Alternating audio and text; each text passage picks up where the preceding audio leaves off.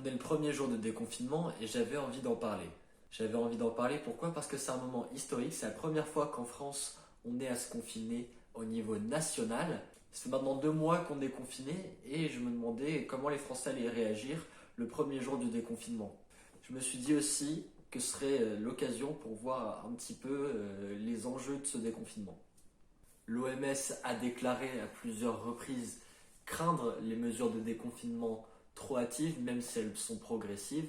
Les risques de deuxième vague sont très élevés et on a déjà vu plusieurs cas de pays se déconfiner et au final retrouver un nouveau pic de contamination et de décès. En réalité, les raisons sont principalement économiques. Comme vous le savez déjà, seuls les commerces de première nécessité, comme les supermarchés ou les pharmacies, étaient ouverts. Ce qui veut dire qu'à côté, tous les commerces qui ne sont pas dits comme des commerces de première nécessité, comme les magasins de vêtements ou les bars, les restaurants, sont fermés.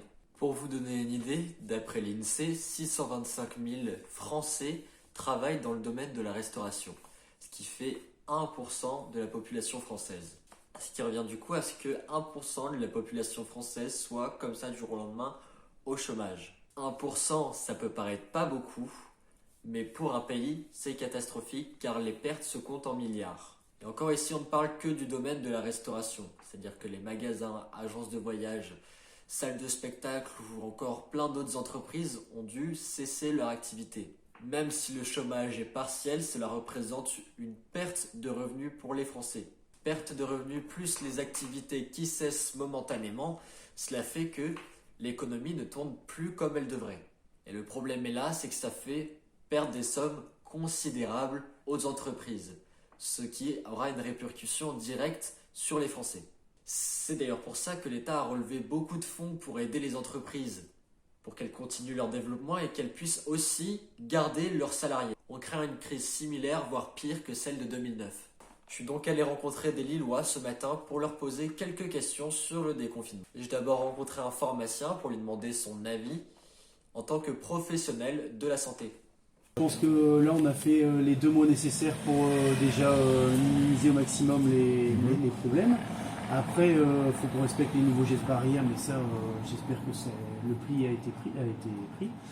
Après, aujourd'hui, les commerces rouvrent. Nous, on a, depuis 2-3 semaines, les commerces qui nous ont acheté quand même pris pas mal de gel hydroalcoolique, les masques, l'alcool modifié pour nettoyer tout ce qui est poignée, sol. Donc là, toutes les choses ont été mises en œuvre pour vraiment que ça se passe bien. Après, oui, c'est vrai que tout ce qui est gel hydroalcoolique, masque, même les gants, même si on dit que c'est pas forcément efficace, mais on a vendu pas mal. Oui, ces choses-là, on a énormément ventilé ces produits-là. En dehors de ça, par contre, c'est vrai que la patientèle sur les produits classiques, on l'a pas eu du tout. Donc finalement, en fait, ça c'est plutôt équilibré. Et encore, le plus compliqué, c'était d'avoir ces produits, parce que c'est bien d'avoir de la demande. Mais pendant 3 semaines, 1 mois, même encore aujourd'hui, c'est très compliqué à avoir, notamment pour le gel hydroalcoolique. Là, on en a, mais on pouvait même en faire nous-mêmes, on en a fait nous-mêmes. Et ce qui est compliqué à avoir aujourd'hui, c'est tout ce qui est flaconnage. Le flaconnage est en rupture presque partout. Et même quand on arrive à en avoir, il y a beaucoup de gens qui aiment bien avoir des flacons en pompe. Ça, c'est très difficile à avoir. Je pense pas qu'il y aura des risques de pénurie, mais les commandes sont beaucoup plus longues, quoi. Avant, on va dire qu'une commande de gel hydroalcoolique, on l'avait sous 7-8 jours. Maintenant, il faut plus attendre 2 à 3 semaines, quoi. Donc, il faut vraiment faire attention au stock. Comme je l'ai dit, les conséquences du confinement sont lourdes sur les commerces. Cependant, les commerçants que j'ai rencontrés ne perdent pas la face et essayent de rebondir comme ils le peuvent. On a dû faire face. Donc pour l'instant, ça tient. Voilà. Et donc maintenant, on fait appel à nos clients pour nous soutenir, puis pour aider les petits commerçants locaux. La crainte principale, c'est d'avoir des boutiques qui tournent, avec des charges qui tournent, sans avoir de clients en fait. C'est ça, cette crainte principale. En même temps, je pense qu'on est aujourd'hui dans une phase de redémarrage, donc on a tâtonné forcément pendant quelques semaines, et qu'ensuite les choses vont redevenir un peu plus naturelles. On a profité de cette pause, de cette longue pause pour sortir un site de vente en ligne. Donc ça nous a grandement aidé. Voilà, ça nous a permis de faire face, au moins de prendre en charge les frais fixes hein, de la boutique, comme les loyers par exemple. On a été fermé pendant 2 mois, comme tout le monde. Et là, en fait, à la réouverture, on a décidé de mettre en place une communication et aussi un environnement qui soit vraiment à l'image de ce qu'on fait. C'est-à-dire la sécurité, certes, avec bien sûr toutes les mesures de sécurité liées au protocole d'ouverture qui a été transmis par le gouvernement puis par la ville de Lille. Mais sans oublier notre identité, en fait, qui on est. Et donc, l'idée, c'était aussi de pouvoir communiquer d'une manière un peu différente, ludique. Vous voyez nos pots de gel hydroalcoolique, par exemple, ce sont en fait des pots de maillot qu'on retrouve dans les baraques à frites qui sont en fait remplis de 3 litres de gel hydroalcoolique.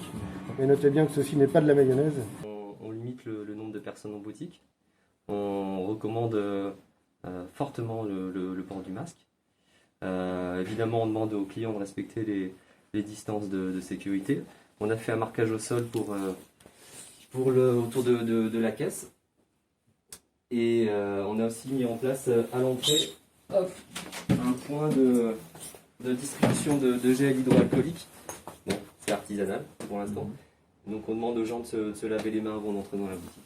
Mais malgré les mesures de sécurité prises par les commerces, les gens préfèrent rester raisonnables et éviter de trop sortir dans des endroits fréquentés. On voit pas l'intérêt, quoi. Sortir, oui, bien sûr, mais pas plus qu'avant. Le virus est toujours là, c'est ce qu'ils nous disent. Il y aura peut-être sûrement des seconde vague selon comment ça se passe. Mais je pense qu'aller faire les magasins de suite, c'est prendre des risques.